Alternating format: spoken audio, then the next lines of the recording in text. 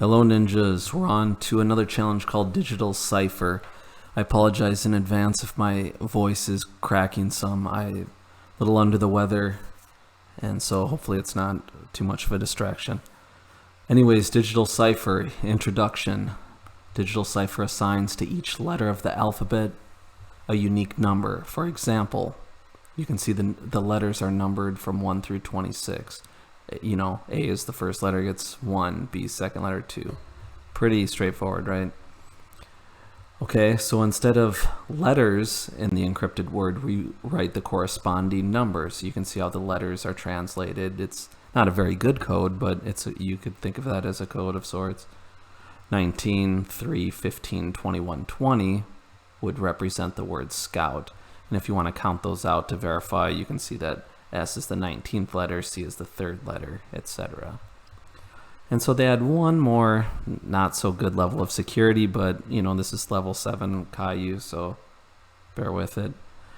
One more stage of the processing is that you pass this key in, and the key is used to transform consecutive letters. So we've already translated from scout to this number series here, right? And since, imagine this int n was passed in the value 1939. So the 1939 will just keep repeating to match the length of whatever your word is. So maybe a better example is this masterpiece down below. It's very long. You can see the 1939, 1939, 193. It'll go as far as it has to cover all of the letters. And then what you do with the key is you just add whatever digit you get. And so now the 19 went to 20, 3 plus 9 is 12, so that's the second letter now, or second character. 15 plus 3 is 18, 21 plus 9 is 30, and 20 plus 1 is 21. So you can follow that through for masterpiece if you like. I think that's pretty clear. So what do? We write a function that accepts a string, the input string, which was that scout, and a key number, which was 1939, and returns an array of integers representing the encoded string. So while it's not very complicated, it's kind of cool, right? Making coded strings. The string input consists of lowercase characters only.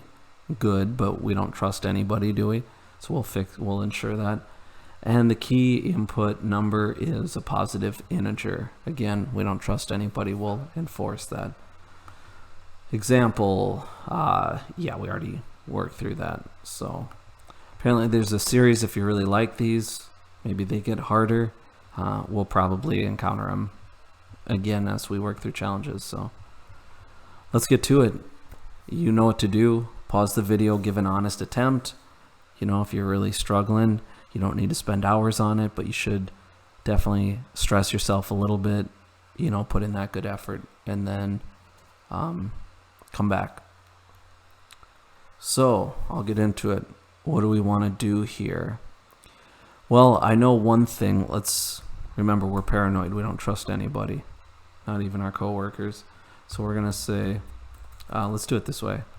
String, I'll call it input, and all I'm going to do is take the input they give us and hit this to lower. And if you want to look that up, the string class has this to lower method. So you can find that in the docs page. If you find the string class, to lower method does what you think it does. A copy of the string, all lowercase. In theory, since they're always giving us lowercase, this shouldn't have any meaningful effect, but it's really a good practice in the real world to enforce these things when you expect input to be a certain way. And similarly, I'll say if n is less than 1, right? We'll do that, and we'll just throw some exception. Throw new argument exception must be positive integer. And you know what? N's kind of used for a generic thing. I want to call mine key. That's what they referred to it over here, the 1939. And I think key is more meaningful there, so I'm going to change that. Remember, you get to pick your parameter names. So good. we're in the game. We took care of our paranoid tendencies, and so now we can get on to business. So a couple things going on here. Instead of just coding this all out in one spot, I'm going to make a helper method, particularly for this key thing, right? We need to take an integer value and break it up and get its digits, right? So I'm going to make a helper function for this, and it can be private, right? Because nobody else is using this. This is something we're using to do this job for encode, right? And that way we keep our class simple. People can just call the encode method. That's all they need to know about, right? And they don't need access to our little work behind the scenes, so don't give it. Private set, and we're gonna basically convert the input, the key, into an array of integers. And so I'll put get digits, or get digit array. How about that? And it could take any number in. I like n in this case because you can imagine this get digit array could be useful for some other problem too, right? It's not specific to keys. It's just anytime you have an integer value and you want the digits split up. So I'll just use the generic name. But again, you can name your variables and parameters whatever you like. So to do this, the problem is that you don't necessarily know how many digits you're going to have to start, right? And n is some number. It could be 1, it could be a billion, you know. So we're going to use a list to sort of accumulate each digit as we calculate them. And lists are nice that way because you can add to them, their size grows. An array is a collection whose size is fixed. And so we'll use the list first. Once we populate the list, we'll convert it back to an array. And we've seen that, right? We've seen with LINQ, they have that common toArray method where we can get it converted back over. So let's go list of integer. We'll call it digits, and you got to initialize it, right? There, it's initialized, we're ready to use it. Now, if you've been with me a while, you should have encountered problems where we sort of peel integers off from an integer and try and get them one digit at a time. If you want to pause again and do that here, go ahead. So I'll say while n is greater than 0, okay?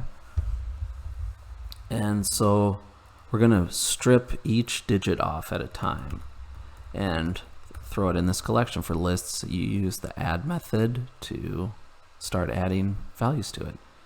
And in my case, I'll say n modulo 10, right? So if I had a 1939 as n, you divide that by 10. Modulo means divide by 10, but now you take the remainder as a result.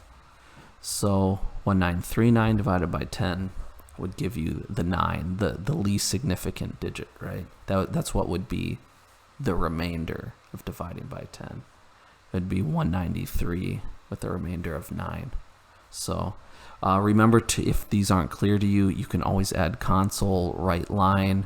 So when you test or attempt your program, you're going to see what those values are, and it might give you that peace of mind if that's helpful. So digits add, good. That's going to strip them off, right? And then don't forget, we got to update n, right? Otherwise, if n's the same value that's above 0, which we already enforced it will be, it'll never get out of the while loop, right? So make sure you update. You could say n equals n divided by 10, or I prefer the shorthand, n divide equals 10. And then finally, you can imagine as this is going, remember it was starting from the right of the input number. So we would get that last 9 in 1939. Then we would get the 3 then we'd get the first 9, and then we'd get the 1. So we're getting the digits, but they're in the wrong order. And hopefully you remember that enumerable collections have a method called reverse that we can use to flip those around and get that in the way that we want it. So I can finally return digits. Remember we said we have 2 array. Good. So we'll find out if this works when we go to run. But isn't this nice though that we put it in its own helper method, and then we're not cluttering up the main part of our encode method. So this will be a lot handier. I'll go ahead and copy the name. Digits to array, good. And so finally when we get here, we can say int array digits equals our new method when passed the key, right? So that should be pretty good. And then finally, we can start processing. And so what we're going to need is another integer array, right? To fulfill the contract that we need to return. So I will call that, let's call it result, or I suppose you could call it encoded, encoded, something like that if you like. And that should be, we gotta initialize that, a new int, and what size would it be? Well, it should be the same size as the input string, right? So we'll say string.length. Good. So I think we got some good setup here. And notice I used a shorthand instead of terminating with a semicolon. If my variables are the same type, which in this case they're integer arrays, you can just use a comma and write your next variable name and assign that. So that's all I did there. If that's uncomfortable for you, just declare it on the next line if you like. So equals 0, I is less than the input string dot length, right? We got to process each letter in there. Plus I, increment I. Pretty standard for loop, right? Nothing too fancy going on there. So good.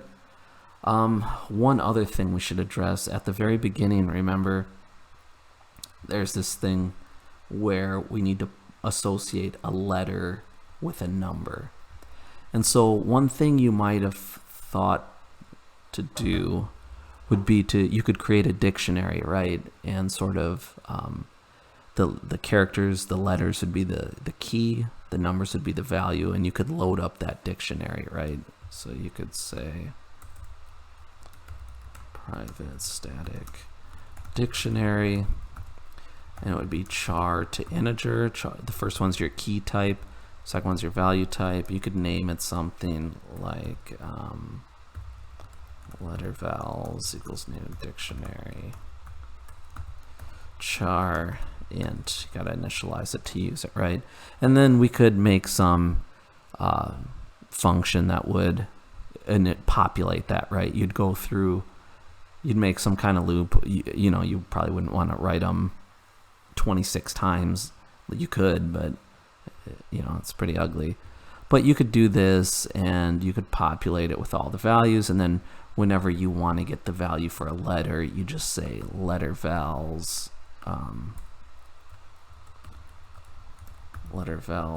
then throw your char in there. You know, in this case, you know, we've got our loop, so we'd, you know, string of I, something like that, right? To get the corresponding value. I'm going to do something a little different, not bother with this dictionary, but if you did something like that, that's fine too. I'm going to leverage the fact that characters have numerical representations, and if you weren't aware, there's something called an ASCII table, American, what does that stand for? Standards, does it say here? I don't know, but you can look that up if you're really curious. Good trivia question, I guess. But anyway, this is the table, right? And it shows you how all these characters are represented. So you can see over here on the right, we have the lowercase letters, but uppercase letter, right? They have to be different. A lowercase and an uppercase are different letters. And don't worry about the octal value and the hex value. We'll just use decimal. And we see that lower A corresponds to 97, 98, 99, etc. So hopefully this starts to give you an idea of how you can get a value associated with a letter. And we'll sort of leverage that. So next step, let's go ahead and figure out that value. And one little thing, I don't like using magic numbers, so let's static read only. We're going to make a constant here, integer, and I'm going to call it ASCII lowercase offset. And this is the value that I'll use to convert from this value to the value I want, which is 1, right? They told us that in the instructions. A to 1, B goes to 2, C is represented by 3. So we're going to subtract 96, I hope you can see, from the character's ASCII value to get the number that we want. So just make a nice constant 96 there, and we can use that. So I'll say integer char value, right? This is that first step where we convert our character to its value. And so to do this, we simply say string I. Actually, you know what? I shouldn't do that. We don't want to throw out this input. This was our safety check, right? So we shouldn't even be referring to string str anymore. Like input's the guy now, right? That's our sanitized input there. So let's just be consistent there and not step on our own toes, throw out our own work. So we got input I, the current letter, right? It'll be the first letter to start, and then subtract ASCII lowercase offset, right? So input I, you can imagine if it was a lowercase a, that would be that this part would translate to 97. We'd subtract our lowercase offset, which is 96, and you're left with 1, which is what you want. Good, so we know its value now. Stage 2, though, we've got to add the key value for each digit, right? So let's handle that. We have the digits we need. So I'll make another local variable called digit to add to represent each one of these that we add each time. And so how do we figure that out? Well, we have this handy digits array, right? And how do you know which one you need? You can't just go I, right? Because you can see in the case of Scout in 1939, the key is not long enough, right? So if you just use I, eventually you're going to get to index 4, and you're going to run out of bounds because our digits array only holds this. 0, index 1, index 2, index 3. When you hit that I equals 4, you're going to crash. So that's bad stuff. So do you remember the trick how to stay in bounds with your collections, your arrays in this case? So, and think about in terms of we want to just keep repeating, right? Every 4 numbers repeat. Well, hopefully our friend modulo came to mind, right? And we could say digits.length. So in our example, you can think of digits.length as length 4, right? So when you overrun, it basically just resets back to 0. You know, it'll go 1, 2, 3, 4, 1, 2, 3, 4, right?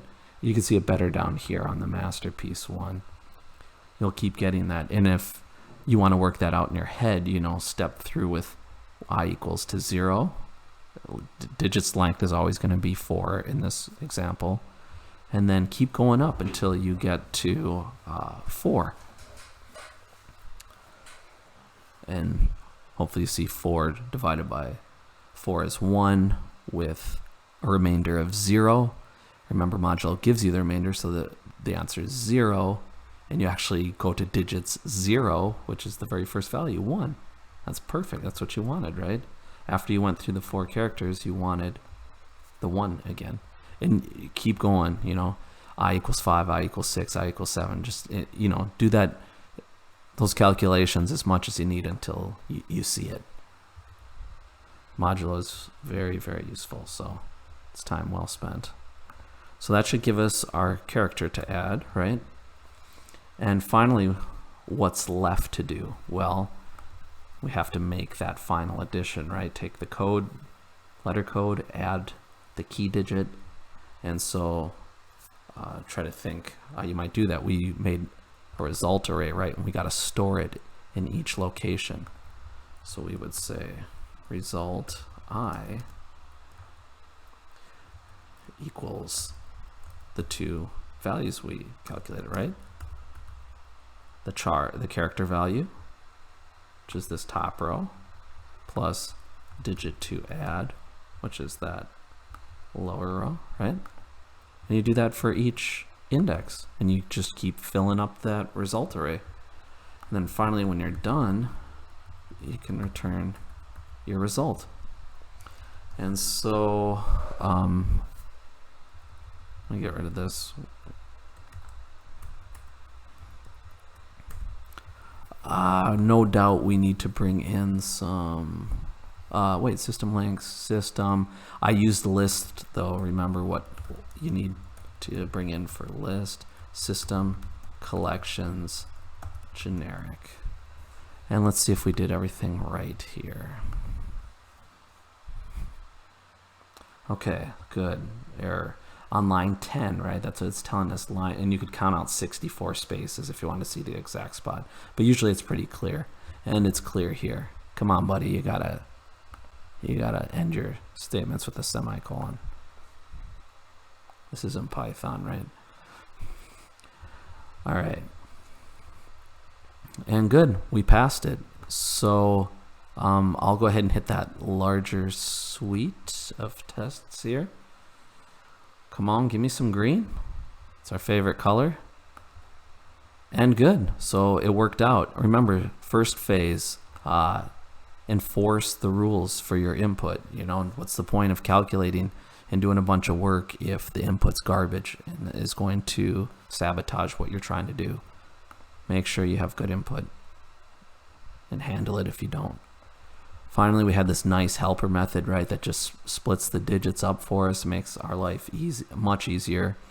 And then we just initialized another integer array with, we know it's going to be the same size, it's just numbers instead of letters, but the same size as the original input. Finally, we just loop over each letter in the input, right? And we have to first convert the letter to its character value, which we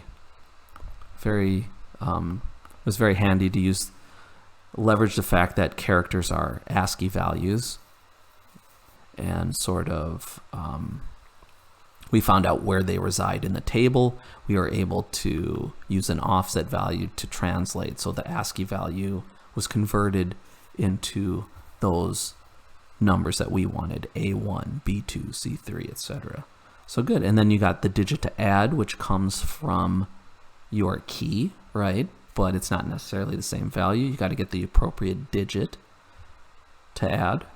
And so this happens very nicely. We just keep looping over the values of the key, right?